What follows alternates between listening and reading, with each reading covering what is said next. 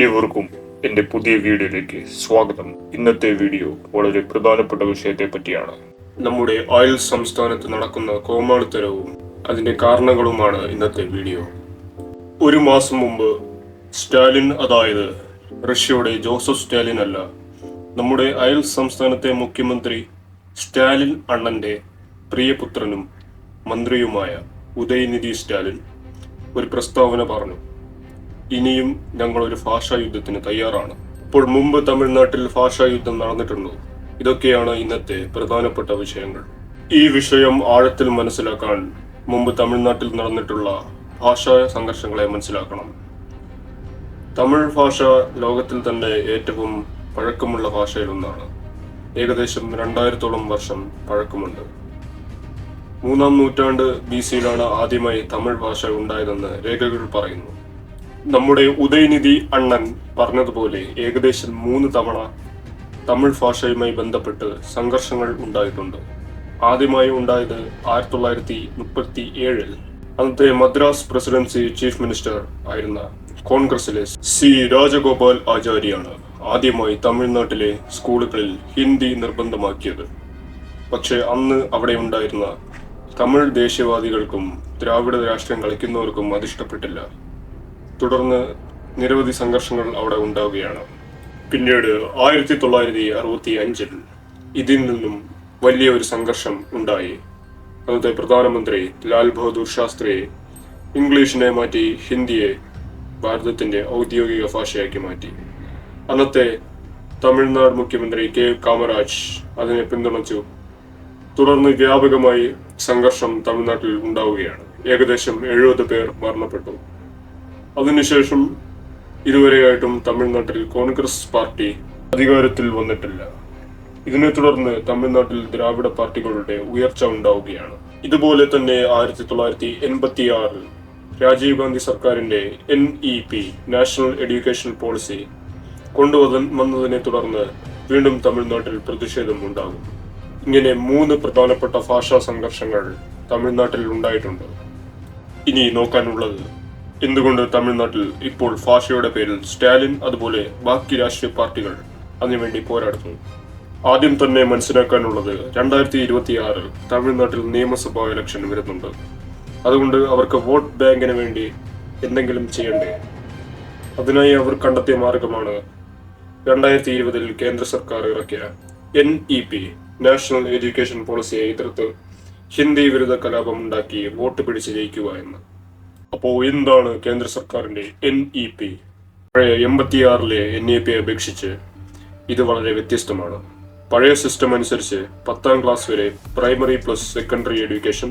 പഴയ സിസ്റ്റത്തിലെ വലിയൊരു പോരായ്മ ഇതിൽ മാറ്റുന്നുണ്ട്. അതായത് പുതിയ സിസ്റ്റം അനുസരിച്ച് നമുക്ക് ഏത് വിഷയം വേണമെങ്കിലും എടുക്കാം. ഇപ്പോൾ എനിക്ക് ഫിസിക്സ്, കെമിസ്ട്രി, മാത്സ്, അതിന്റെ കൂടെ മ്യൂസിക് പഠിക്കണമെങ്കിൽ എനിക്ക് അതും തിരഞ്ഞെടുക്കാം. ഇതാണ് 2020-ലെ പുതിയ NEP കൊണ്ട് ഏറ്റവും വലിയ ഗുണം. ഈ പദ്ധതി കൊണ്ട് ദ്രാവിഡ പാർട്ടികൾക്ക് കുരുപൊട്ടാൻ കാരണമെന്ത്? അതിന് ഏറ്റവും വലിയ കാരണമാണ് NEP-ലെ ത്രിഭാഷാ പദ്ധതി. അതായത് 6ാം ക്ലാസ് തൊട്ട് 10ാം ക്ലാസ് വരെയുള്ള ഒരു വിദ്യാർത്ഥി നിർബന്ധമായും 3 ഭാഷ പഠിച്ചിരിക്കണം. 2 പ്രാദേശിക ഭാഷകളും 1 വിദേശ ഭാഷയും. 10ാം ക്ലാസ് കഴിഞ്ഞാൽ ഇത് നിർബന്ധമല്ല. ഇനി ആൾക്കാർ ചോദിക്കും, ഈ 3 ഭാഷയൊക്കെ പഠിച്ചിട്ട് എന്ത് കിട്ടാനാണെന്ന്. കാരണം ഒരാൾക്ക് 3 ഭാഷയോ അതിൽ കൂടുതലോ അറിയുമ്പോൾ അവരുടെ കോഗ്നിറ്റീവ് എബിലിറ്റി അല്ലെങ്കിൽ വൈജ്ഞാനിക ശക്തി കൂടുകയാണ്. 1 ഭാഷയും 2 ഭാഷയും മാത്രം അറിയുന്നവർ IQ ടെസ്റ്റിൽ വളരെ മോശം പ്രകടനം കാഴ്ചവെച്ചു എന്നാണ് പഠന റിപ്പോർട്ടുകൾ. കേരളത്തിൽ ഇരുന്നുകൊണ്ട് സ്റ്റാലിന്റെ ആസനം താങ്ങി വാദിക്കുന്നവർ ശ്രദ്ധിക്കേണ്ടത്, ഇതുപോലെ വോട്ട് ബാങ്കിന് വേണ്ടി രാഷ്ട്രീയ നാടകം കളിച്ചാൽ ഒരു സമൂഹത്തിന്റെ കോഗ്നിറ്റീവ് എബിലിറ്റി അല്ലെങ്കിൽ ഒരു ജനതയുടെ ബുദ്ധി തന്നെ ഇല്ലാതാവും. അങ്ങനെ ഒരു സമൂഹം നശിക്കപ്പെടും. ഈ ഇലക്ഷൻ നാടകങ്ങൾക്കിടയിൽ വേറൊരു കോമാളിയുടെ എൻട്രി നമ്മൾ എല്ലാവരും കണ്ടു കാണും. ചെറുപ്പക്കാർക്ക് ഏറ്റവും പ്രിയപ്പെട്ടവനായ വിജയ് അണ്ണൻ.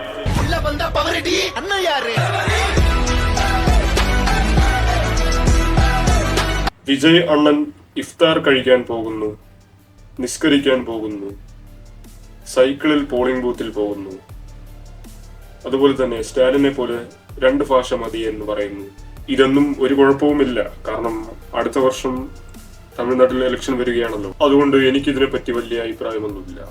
ഇതെല്ലാം കണ്ടതിന് ശേഷം എനിക്ക് വിജയ് അണ്ണനെ പറ്റി അറിയാൻ ഒരു ആഗ്രഹം തോന്നി. നാം അങ്ങനെ തമിഴ് സിനിമകൾ കാണാറില്ല. അതുകൊണ്ട് എന്റെ സുഹൃത്ത് ദിഗംബറിനോട് ചോദിച്ചു. അദ്ദേഹം ഒരുപാട് തമിഴ് സിനിമകൾ കാണുന്ന വ്യക്തിയാണ്. ഞാൻ ദിഗംബറിനോട് വിജയ് അണ്ണനെ പറ്റി ചോദിച്ചപ്പോൾ അദ്ദേഹം പറയുന്നത്, വിജയ് അണ്ണൻ സിനിമയിൽ മാത്രമല്ല യഥാർത്ഥ ജീവിതത്തിലും നന്നായി അഭിനയിക്കുമെന്നാണ്. ഇത് കേട്ടപ്പോൾ ഞാൻ വിജയ് അണ്ണനെ പറ്റി ഒരുപാട് റിസർച്ച് ചെയ്യാൻ ഇറങ്ങി. അങ്ങനെ കുറച്ച് ദിവസങ്ങൾക്ക് ശേഷം എന്റെ ഫീഡിൽ ഒരു വ്യക്തി വരികയാണ്. ആ വ്യക്തിയുടെ വീഡിയോയിൽ ഞാൻ ക്ലിക്ക് ചെയ്തു. ഞാൻ കണ്ടത് അദ്ദേഹത്തിന്റെ ശരീരത്ത് വിജയ് അണ്ണന്റെ ഫോട്ടോ ഒട്ടിച്ച് ചെന്നൈ വരെ നടന്നു പോകാൻ ശ്രമിക്കുകയാണ്. ഇത് കണ്ടപ്പോൾ എനിക്ക് ഉറപ്പായി, ഇതുപോലെ 5000 പേർ തമിഴ്നാട്ടിൽ ഉണ്ടെങ്കിൽ വിജയ് അണ്ണൻ മുഖ്യമന്ത്രിയാകും. കാരണം ഈ 5000 പേർ മതി ബാക്കിയുള്ളവരെ കൂടി സ്വാധീനിക്കാൻ. ഇനി കുറെ വിദഗ്ധർക്കും ഭാഷാ സ്നേഹികൾക്കും ഹിന്ദി വിരുദ്ധ മലയാളി തമിഴർക്കും അല്ലെങ്കിൽ ആർക്കും വരുന്ന ഒരു സംശയമാണ്, എന്തുകൊണ്ട് നമ്മൾ ഹിന്ദി പഠിക്കണം? നമ്മൾ പ്രബുദ്ധ മലയാളികൾ പരിഹസിച്ച് പറയും, ഈ ഹിന്ദി പഠിച്ചിട്ട് എന്തിനാ? പാനിപ്പുരി കടക്കാരനോട് സംസാരിക്കാനാണോ? അതുപോലെ തമിഴ്നാട്ടിലെ പ്രബുദ്ധർ പറയുന്ന ഒരു വാചകമുണ്ട്. അവർ, അതായത് ഉത്തരേന്ത്യക്കാർ, എന്താ തമിഴ് പഠിക്കാത്തത്? അവരും കൂടെ തമിഴ് പഠിച്ചാലല്ലേ ഇക്വാളിറ്റി വരുന്നു. ഇങ്ങനെ ഒരുപാട് വാമൊഴികൾ ഇരുവിഭാഗത്തിൽ നിന്നും വരുന്നുണ്ട്. ആദ്യമേ തന്നെ നമ്മൾ സ്വയമേ ചോദിക്കേണ്ടത്, എന്തിനാണ് നമ്മൾ ഇംഗ്ലീഷ് പഠിക്കുന്നത്? ഇന്ന് ലോകത്ത് ഏറ്റവും കൂടുതൽ ആൾക്കാർ സംസാരിക്കുന്ന ഭാഷയാണ് ഇംഗ്ലീഷ്. അത് കഴിഞ്ഞ് ചൈനയിലെ മാൻഡറിൻ, പിന്നെ 3-ാം സ്ഥാനത്താണ് നമ്മുടെ ഹിന്ദി. ഏകദേശം 60 കോടി ജനങ്ങൾ സംസാരിക്കുന്നുണ്ട്. അങ്ങനെ നോക്കുന്നെങ്കിൽ ഹിന്ദി പഠിച്ചാൽ നന്നായി ഉപകാരപ്പെടും. അതുപോലെ ഹിന്ദി മാതൃഭാഷ അല്ലാത്തവർക്ക് ഹിന്ദി പഠിച്ചെടുക്കാൻ വളരെ എളുപ്പമാണ്, പ്രത്യേകിച്ച് ഇന്ത്യൻ സബ് കോണ്ടിനെന്റിൽ ജീവിക്കുന്ന വ്യക്തികൾക്ക്. ഇന്ത്യയിലെ മിക്കവാറും സംസ്ഥാനക്കാർക്ക് ഹിന്ദി കേട്ടാൽ മനസ്സിലാകും. ഗുജറാത്തിയുടെ മാതൃഭാഷ ഗുജറാത്തിയാണ്, പക്ഷേ അവർക്ക് ഹിന്ദി അറിയാം. കന്നഡക്കാർക്ക് ഇടയ്ക്ക് തമിഴരെ പോലെ പ്രശ്നം ഉണ്ടാക്കുമെങ്കിലും അവർക്ക് ഹിന്ദി കേട്ടാൽ മനസ്സിലാകും, പറയാനും അറിയാം. പിന്നെ ബാക്കി മിക്ക സംസ്ഥാനക്കാർക്കും ഹിന്ദി ഒരുവിധം ഒക്കെ അറിയാം. ഇതിന് ഏറ്റവും പ്രധാനപ്പെട്ട കാര്യം എന്തെന്ന് വെച്ചാൽ, ഹിന്ദി പഠിച്ചാൽ 60 കോടി ജനങ്ങളോട് നമുക്ക് സംസാരിക്കാൻ പറ്റും. തമിഴ് പഠിച്ചാൽ വെറും തമിഴ്നാട്ടിലെ ഒരു 6 കോടി ജനങ്ങളോട് മാത്രമേ നമുക്ക് സംസാരിക്കാൻ കഴിയൂ. പക്ഷേ ഹിന്ദി അങ്ങനെയല്ല. നമുക്ക് ഇന്ത്യയിലെ 60 കോടി ജനങ്ങളോട് സംസാരിക്കാം. അതുപോലെ തന്നെ നമ്മുടെ അയൽ രാജ്യമായ പാകിസ്ഥാൻ, ബംഗ്ലാദേശ്, ഇവർക്കെല്ലാവർക്കും ഹിന്ദി കേട്ടാൽ മനസ്സിലാകും. പാകിസ്ഥാനിലെ ഭാഷ ഉറുദു, അതുപോലെ തന്നെ പഞ്ചാബിയാണ്. ഉറുദു ഭാഷ ഹിന്ദിയുമായി വളരെ സാമ്യമുള്ള ഭാഷയാണ്. അങ്ങനെ ഒരുപാട് പേരോട് നമുക്ക് ഹിന്ദി സംസാരിക്കാൻ പറ്റും. അതുകൊണ്ട് തന്നെ തമിഴിനേക്കാളും വളരെ പ്രധാനപ്പെട്ട ഭാഷയാണ് ഈ ഹിന്ദി. അതുപോലെ ഹിന്ദി പഠിക്കാൻ വളരെ എളുപ്പമാണ്. തമിഴ് മലയാളം പോലെ ബുദ്ധിമുട്ടേറിയ ഭാഷയല്ല. തീർച്ചയായും പഠിക്കാൻ ബുദ്ധിമുട്ട് കുറവുള്ള ഭാഷ ലോകത്ത് എല്ലായിടത്തും വ്യാപിക്കും. അതുകൊണ്ടാണ് ഇംഗ്ലീഷ് ആഗോള ഭാഷയും സംസ്കൃതം ഇല്ലാതായതും. അതുപോലെ NEP ത്രിഭാഷാ നിയമം ഇന്ത്യയിൽ എല്ലാ സംസ്ഥാനങ്ങൾക്കും ബാധകമാണ്. അതുപോലെ തന്നെ ഹിന്ദി മാതൃഭാഷയായിട്ടുള്ള സംസ്ഥാനങ്ങൾ, അതായത് മധ്യപ്രദേശ്, ഉത്തർപ്രദേശ്, അവർക്കും NEP ബാധകമാണ്. അവർക്കും ഒരു വിദേശ ഭാഷയും 2 പ്രാദേശിക ഭാഷയും എടുക്കാം. അതിൽ തമിഴും മലയാളവും ഉൾപ്പെടും. ഇനി അവസാനമായി പറയാനുള്ളത്, തമിഴ്നാട്ടിൽ ഇപ്പോൾ നടക്കുന്ന പ്രശ്നങ്ങൾ അവസാനിക്കുമോ എന്നുള്ളതാണ്. 2026 ഇലക്ഷൻ തീരുന്നതോടുകൂടി ഈ വിഷയം താനെ പൊയ്ക്കോളും. പക്ഷേ ഇനിയും അവിടെ ഇലക്ഷൻ വരുമ്പോൾ വീണ്ടും വരും. കുറച്ച് കഴിയുമ്പോൾ പോകും. എങ്ങനെ വരും, പോവും, വന്നും പോയി നിൽക്കും. തമിഴരുടെ മെന്റാലിറ്റി മാറിയാൽ മാത്രമേ ഈ ദ്രാവിഡ രാഷ്ട്രീയ കളി നിൽക്കത്തുള്ളൂ. അതുവരെ ഇത് തുടരും.